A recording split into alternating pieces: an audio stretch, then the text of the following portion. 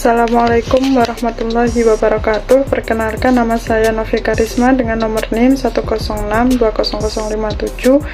Di sini saya akan menjelaskan tentang gambaran gigi 14, 15, 44 dan 45. Untuk yang pertama, saya akan menjelaskan gambaran dari gigi 14, yaitu gigi permanen premolar pertama rahang atas sebelah kanan.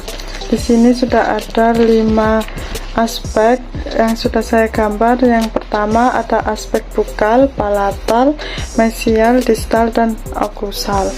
Untuk yang pertama ada aspek bukal, dimana ini terlihat bahwa mahkotanya ini runcing dari kontak ke servikal.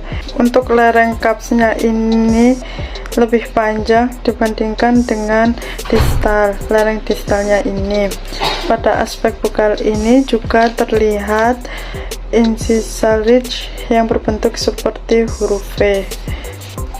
Selanjutnya pada bagian palatal, aspek palatal ini mahkotanya terlihat lebih runcing ke arah palatal dan memiliki 2 tonjolan, di mana tonjolan mesialnya ini lebih panjang daripada distalnya.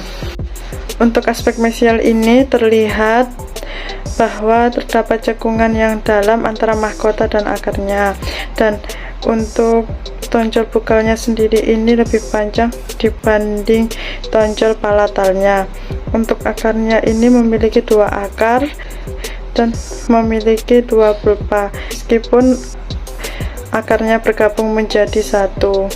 Pada aspek distal kurang lebih sama dengan aspek mesial, hanya saja posisinya ini berlawanan, dan pada aspek distal ini terdapat garis lengkung atau cekung servikal yang tidak lebih dalam daripada aspek dari mesial.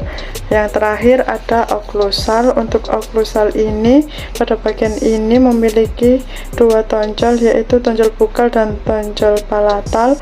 Untuk tonjol bukal sendiri ini lebih besar dan lebih tinggi daripada tonjol palatal, sedangkan pada tonjol palatalnya ini lebih tajam dan lebih mengarah ke sisi mesial. Lalu untuk mesio-incisal ridge-nya ini lebih besar dibandingkan disto-incisal ridge-nya ini. Untuk yang kedua, saya akan menjelaskan tentang gigi 15, yaitu gigi permanen premolar 2 bagian atas kanan. Untuk di sini terdapat sama seperti gigi 14, terdapat 5 aspek. Ada aspek bukal, palatal, mesial, distal, dan oklusal. Yang pertama, pada aspek bukal ini bisa terlihat bahwa mahkotanya ini kurang runcing dari kontak servikal, dan pinggir tonjol distal ini lebih panjang dibandingkan dengan tonjol mesialnya ini. Untuk kapsnya sendiri terletak di tengah, dan sudut tonjol bukalnya ini lebih tumpul. Untuk selanjutnya, pada aspek palatal ini terlihat bahwa mahkotanya sedikit kurang runcing ke arah palatal, dan kaps palatalnya sendiri ini lebih ke arah mesialnya. Pada aspek palatal ini memiliki 2 tonjol, yaitu tonjol bukal dan tonjol palatal, di mana tonjol bukal ini lebih tinggi dibandingkan dengan tonjol palatalnya. Pada aspek mesialnya ini terlihat memiliki 1 akar dan memiliki 1 pulpa kanal. Untuk mahkotanya sendiri ini pada tonjol bukal dan palatalnya ini sangat panjang.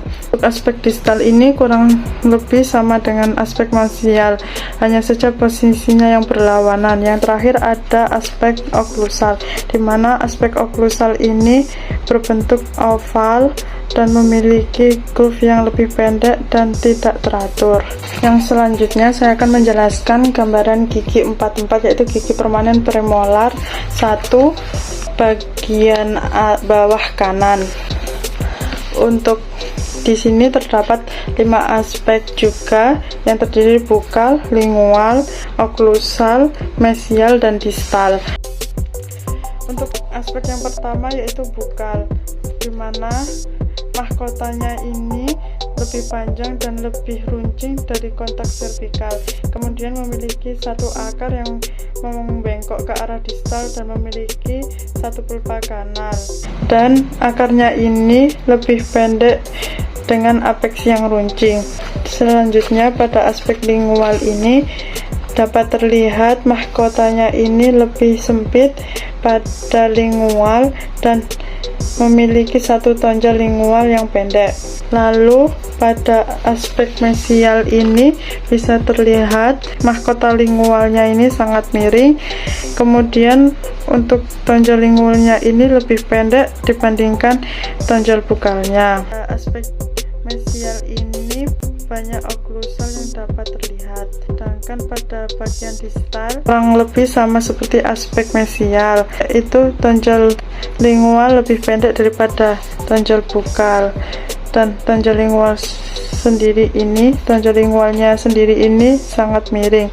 Tetapi pada aspek distal ini oklusalnya tidak terlalu terlihat dibandingkan dengan aspek mesial. Yang terakhir ada aspek oklusal, di mana aspek oklusal ini ada 2 tonjol, yaitu tonjol bukal dan tonjol lingual. Untuk tonjol bukalnya sendiri ini lebih lebar dibandingkan dengan tonjol lingual. Untuk tonjol bukal dan lingual ini terdapat ridge atau kristal yang disebut kristal transversalis. Untuk yang terakhir saya akan menjelaskan tentang gigi 45, yaitu gigi permanen permolar 2 bagian bawah kanan. Yang pertama ini ada aspek bukal, di mana dilihat bahwa mahkotanya ini lebih pendek dan lebih lebar pada servikalnya, kemudian memiliki satu akar dan satu pulpa kanal, di mana ujung akarnya ini lebih membengkok ke arah distal dan akarnya sendiri lebih panjang dengan apeks yang tumpul. Untuk yang kedua ada aspek lingual. Di aspek lingual ini terlihat bahwa mahkotanya ini lebih lebar di lingual, dan tonjol lingualnya sendiri ini tidak sependek seperti gigi 44. Kemudian pada aspek mesial ini untuk mahkota lingualnya sangat miring, lalu untuk tonjol lingualnya ini sedikit lebih pendek dibandingkan tonjol dari bukal ini.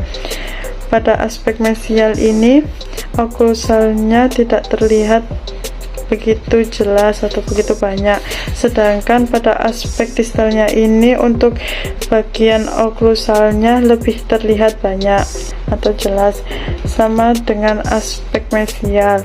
Hanya saja posisi distal berlawanan dengan aspek mesial. Yang terakhir pada aspek oklusal, di mana pada aspek oklusal ini memiliki outline yang hampir berbentuk segi 4 atau oval. Kemudian untuk outline lingualnya ini lebih lebar pada tipe 3 tonjol, umumnya bentuk fissure yang bertonjol 2 menyerupai huruf U atau H, sedangkan bentuk fissure tipe 3 lebih menyerupai huruf Y. Sekian penjelasan dari saya, kurang lebihnya saya mohon maaf. Wassalamualaikum warahmatullahi wabarakatuh.